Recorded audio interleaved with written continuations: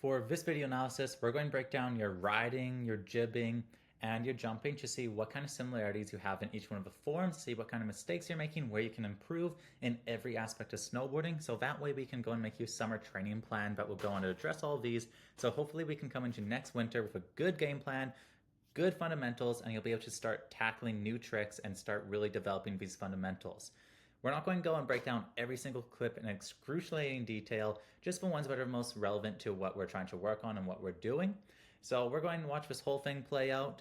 I'm definitely noticing a few things from the carving and how you're going and approaching your turns that we're going to want to address. We'll go and tackle these rails. These ones are just a little bit cropped off. These front boards are really close, actually. Front board is a really tricky motion, definitely more tricky than backboard, so it's good to see that you have a lot of the principles down there. Most of these are onto ride-on features, and that's generally where people start having issues with front boards and backboards, is trying to get that extension onto the feature combined with the counter rotation or the rotation needed for the rail tricks. And I'm seeing some stuff in just your everyday riding that definitely is going to be a big reason that you're finding these tricks are pretty hard and these ride-on features are more approachable than jump-on park features. 360 here, now we're getting into the jumping.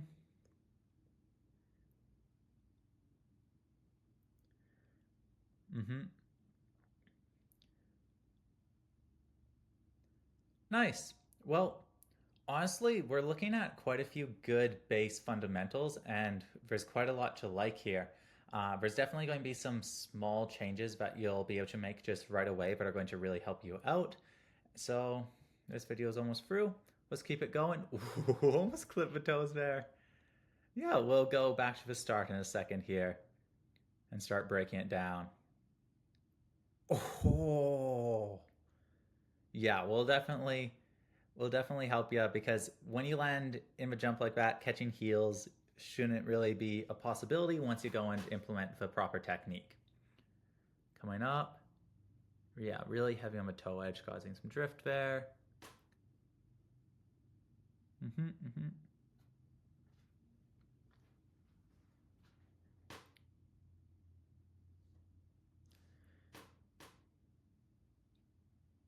Okay, nice. Well, first let's go and break down your riding.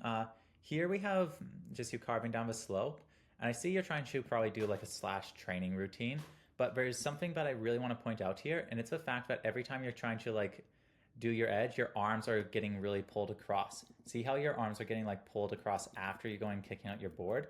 This is sort of making it so you're too connected and then you're using a bit of separation not in the right way. So like this position right here is a really weak position where you're letting your upper body come back through. Your legs are trying to go this way and try and kick out your back foot. That's not generally how you want to channel our energy through. And a big reason for this is see how you're going and starting your toe turn all the way extended, pushed out, hips open in this position here. And then you're immediately trying to go and shift your body into a squatted position and then kick your legs out this way. This is making it so you have a really long time delay that's making it really hard to like actually channel that energy into that board and getting that quicker slash that's going to be more stable. And this is one of the reasons why it's feeling funky and disconnected. I think we have another clip that will go and show the ramifications. So here, I think you're using like pretty much the same principles you might have been grinding out for this before. And we can really see it when you come onto this bump here. So here you're in a solid stack position coming through, but as you go and want to switch onto your toe edge, you're going and entering this super tall leaned position.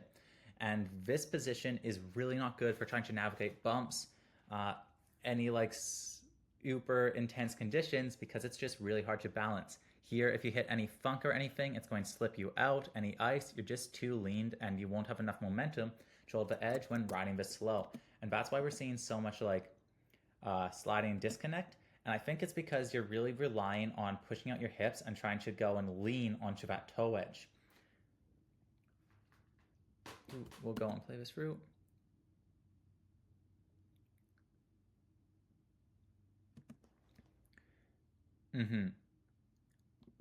So a lot of this looks like you're just over relying on leaning and not properly setting your edge before trying to initiate power into your turns. With this in mind, let's go back to here.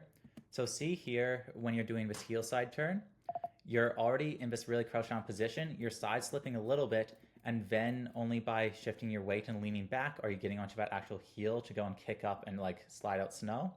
Onto your toe edge, we're sliding, sliding, sliding. Then only once we hit enough lean by opening the hips and pushing the hips forward are we now catching the snow and able to go and hit that toe edge. Then as you come into your heels, same thing, we're getting that little bit of slide before you're able to grip enough to do your slash. Toe edge, a little bit of slide. So the reason why this is so problematic is it's a very slow motion to go and activate your edge, and you don't have a stable position you're building off of. So as you're going and doing your heel edge turns, you need to be leaning in order to actually get that edge gripping before you can start doing your maneuvers. And then because you're relying on extending the legs and being tall this way in order to get that toe edge pressure, it's a very slow motion that isn't going to be flexible and adjustable. So see here how you're squat down for the heel edge, then leaning a little bit, and then as soon as you want to go on the toes, you're going and taking a lot of time, standing up straight, and then getting into this leaning posture. So this is something that we're going to really want to address in your riding through the winter and change the philosophy behind how you're snowboarding, because it's really going to impact how you can do side hits, how you can ride these moguls and everything with much less control. Here's a really prime example. This is you trying to get down low for a carve, and we can see that you're preemptively setting your arm down and you're relying on leaning in. So when we actually want to be getting lower to the ground, it's all about building momentum and building traction. How do we do that? First things first, you need to be in a position here that your board is now getting a slight edge. So to do that, we pull our upper body way more forward, we kick our legs way more down, and that'd give us a position where we're stacked over a board but with a little bit of heel pressure. From there, you can go and start loading the weight and shifting your weight into your edge. And once you're on your edge and shifting into it, that's when we add the lean to get lower. And then to switch to the toe edge, notice how your board is coming from this angle and then immediately trying to turn as you're coming down. This is going to make it so even though your upper body is going here, your momentum isn't fully stopped. You didn't really get that full turn radius, and this turn radius is really important for getting low to the snow. If you want to do a straight line down the mountain, we need to take a really aggressive heel edge, so that way we can go and start getting onto our forearm with this turn radius through. But just going and skipping that process is going to make it so you're just falling and you're not utilizing any of the extra parts of your body in order to build that momentum into the edge. And this is making it so you're basically only holding a leaned base carve here where you're shifting your weight really forward, and that's why we're seeing your tail sputter out and you're not really getting much control. This is also going to be really applicable for your rails right here. So first, see how when you're on your heel edge, you're needing to rely on shifting your weight back over here and leaning back. You're not centered over your snowboard. This is making it so you're not properly set up. And then as you go and switch to your toe edge, what happens? You enter this lean forward hip position. So now you're around a board length away from the feature, completely leaned over and not centered on your snowboard. This is making it so you need to go and try to stop the slip, get centered, all in a very short period of time. And this is a big reason why we see your board coming and lifting up heel heavy here, and your weight is just too far offset your board. And that's why we're seeing this little bit of rotation and this little bit of like pull. You're also doing another thing here that's going to be way easier to do because of these mistakes you're making, and that is 2-foot jumping. See how your board is lifting up before the end of the takeoff? This is a really low tube. So what you'd want to be doing for this instead of this form is you'd want to come in, really stacked over your heel edge, exaggerated again, more bend in the legs, upper body shifted more forward so you can keep yourself centered. Less setup carve, and then a slower transition while staying completely stacked in your tall position. Let's see if you get into a stacked position here. So this position is a little bit too down. You can see that your upper body is almost completely 90. So this is just too down in correlation to the bend of your legs, but it's keeping your weight more centered over the board. So we'd want to be in a more similar position to your stack stance, sort of like this. This, if your legs were more under you, would be a good position. So what you'd want to be doing is coming in gradually on that toe edge in this position, maintaining board contact with the jump all the way. That'll get your nose naturally over a feature, and that'll let you land on it and ride away without needing to do any extra movements. And that's really what I'm seeing consistently out of your riding right now, is you're adding a lot of unnecessary motions that aren't letting you channel the energy. So the solution for this is going to be mostly building a stronger base position that you can go and rely on and hold, and then we'll be able to manipulate and move out. So right here, what's happening is you don't have a position that's putting slight weight onto your toe edge, so instead you're needing to rely on leaning a bit again. This slight leaning is making it so your board's preemptively turning off a feature, and you're getting that little bit of slide, and that's going to make it way harder to get balanced and feel in control because your board is sort of like catching the snow. Then as you land in your front side board slide position, you're going into having your weight not completely shifted over the balls of your feet. That's why you're not able to go and keep yourself completely balanced and stacked in this front board, and you're getting that little bit of Z posture. And when we look at how you're jumping for this, we can see that you're going in 2-foot jumping a little bit as well, what's going to extend your body, and we can really see that there. See how you're extending more before hitting the rail, and then you're naturally falling onto it and absorbing the impact. When we're riding rails, we want to make sure that as we're popping, we're not popping out of our balanced position. Instead, we're holding this position, rotating, and that way we can meet the rail instead of letting the rail's impact affect us. That's going to be really important for moving on to bigger features. Here, for his frontside board slide, this is a pretty good position. We can see your board's fighting a little bit. Why is this? This is just because you have your weight set too much over your back foot. The more you have your weight set on your front foot on a front board, the easier it is to pivot with that back foot. So that's telling us that your position isn't naturally making it so you can go and shift your weight to the correct foot right away. And that's going to be another thing that will be fixed with just base position training. Yeah. So see here, you're trying to add more bend to your upper body, but you're not adding the same amount of pull back to your legs in correlation, so that's just making you a little bit top heavy. So if you wanted to go and increase the range of motion in your hips by adding more bend in your waist, then you need to make sure that your legs are coming out in correlation in order to keep yourself centered. But again, we won't go and break down the mechanics of the tricks because it's all going to be very similar things. For this onto a feature, we can see a couple of things. First, your chest here is opened up way too early, making it so that you're needing to utilize only counter rotation to get the pop. Like, see how you have no range of motion? That's making it way harder to get this trick around, and it's really limiting your control. And we're getting a little bit, honestly, quite a good takeoff here for how slow you're going. Yeah, that's actually pretty good, and this is a decently balanced position there. That's a pretty good one. Yeah, shifting in, landing in that stack position. So this is a motion that you seem pretty comfortable with. The hard way 180s are sort of good because you can sort of do them off your front foot, and here we can really see the 2-foot pop happening. But pay attention to your upper body, how it's positioned forward. Because you're on your toe edge, you're making sure to pull your upper body forward onto your board, and this is making it so as you rotate, your balance point is staying at the same spot, though you're shifting a little bit to the heels. See how you're back here? We'd want your upper body still pulled more over here so you could be more balanced over the balls of your feet, but that's a lot closer to the principles that we actually want to be using to go and spin tricks.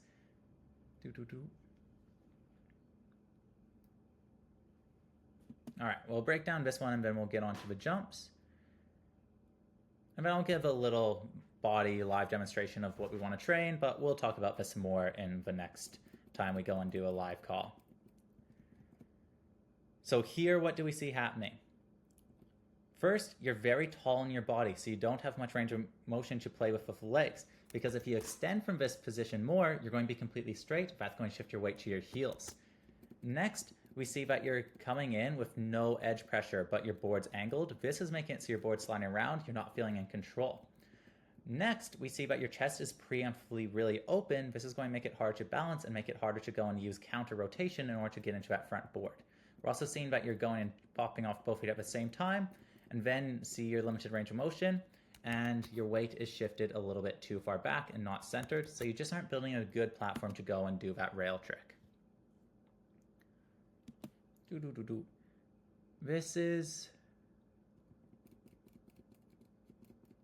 is much better. Much better approach for a rail here. You're taking more speed.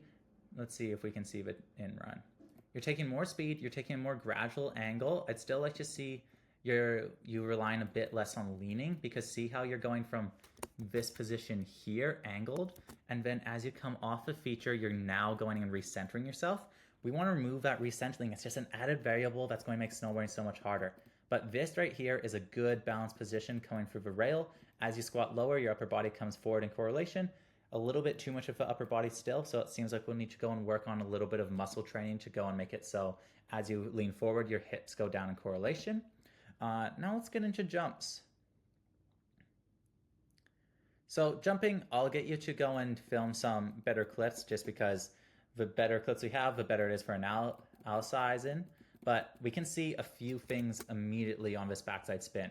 First, you're on your toe edge way too early. Second, your hips aren't open and you're relying on leaning on that toe edge.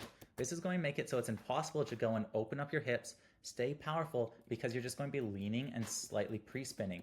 And then in order to stop the pre-spin, you're going and rotating early.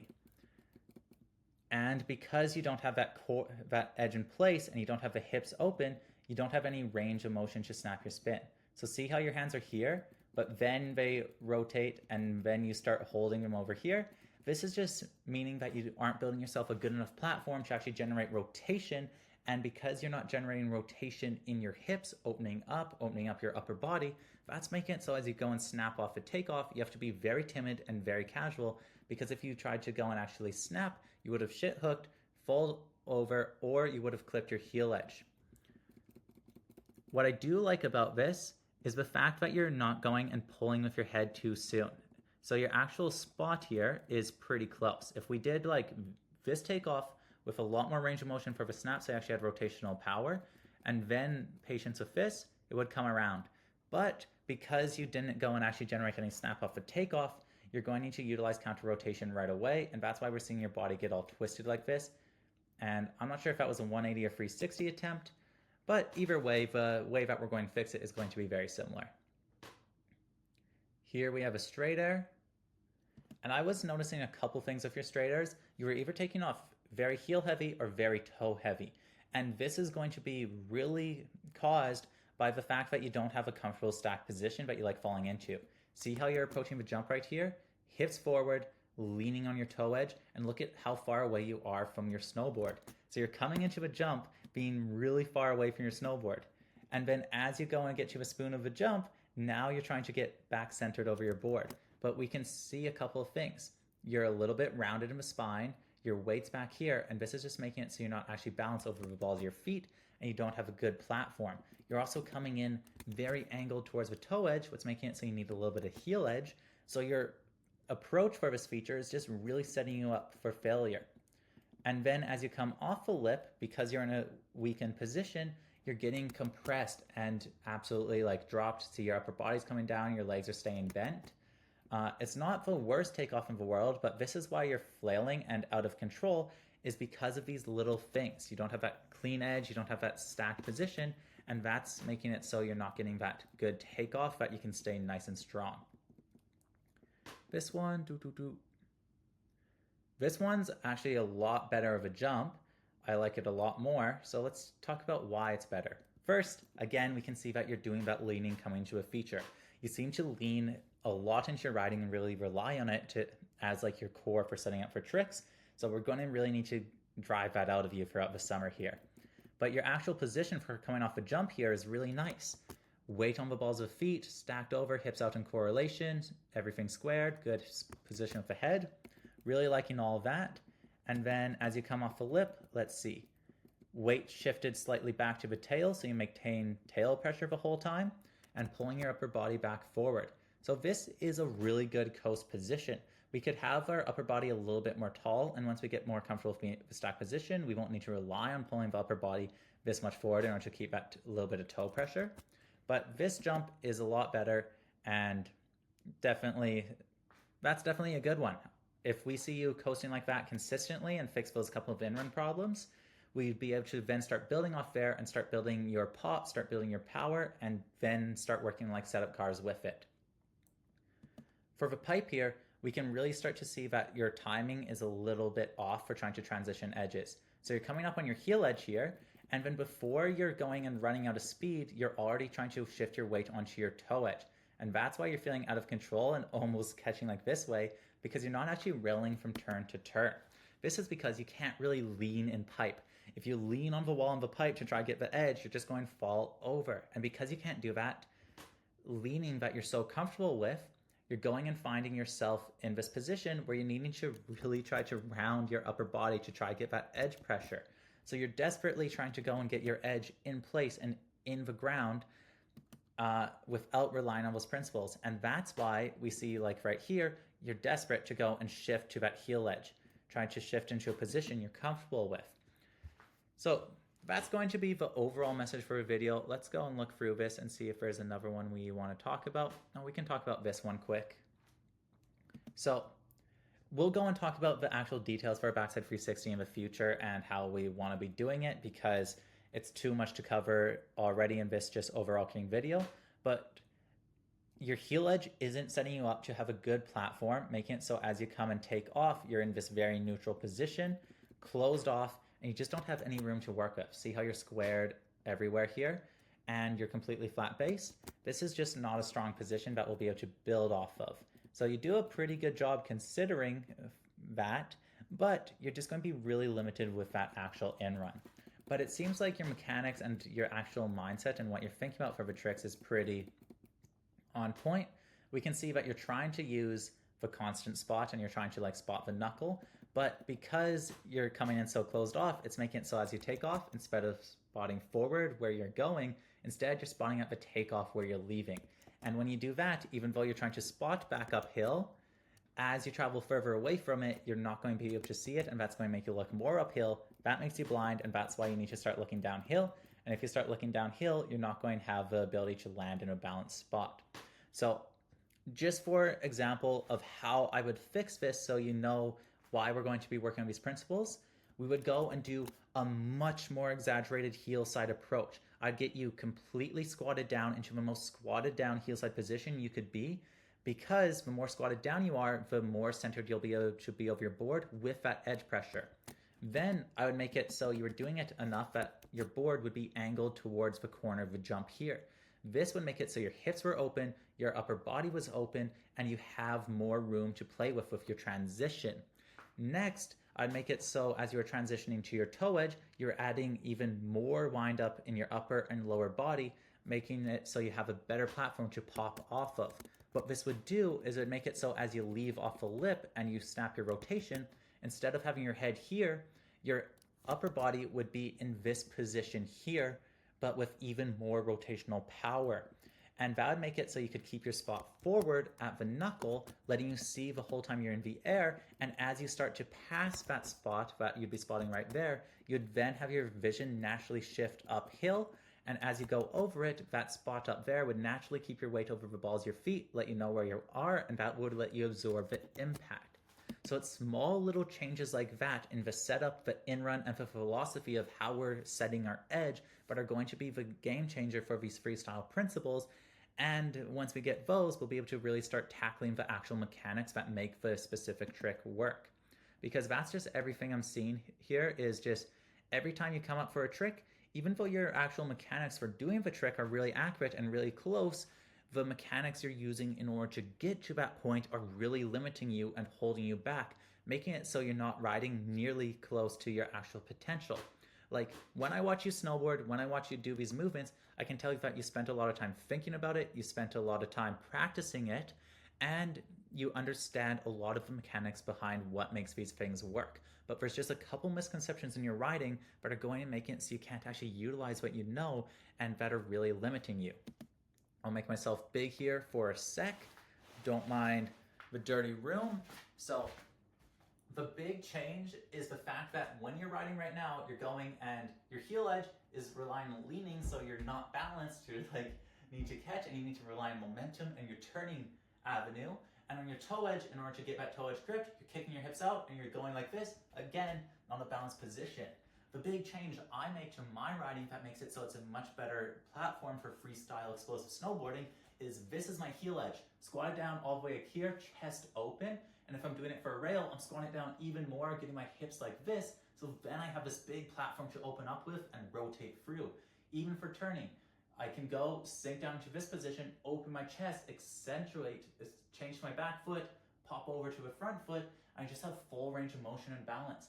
I can make any shift I want while maintaining this balanced position while holding a slight edge pressure. Switching to the toe edge, now look at how subtle the shift is from toe edge to heel edge.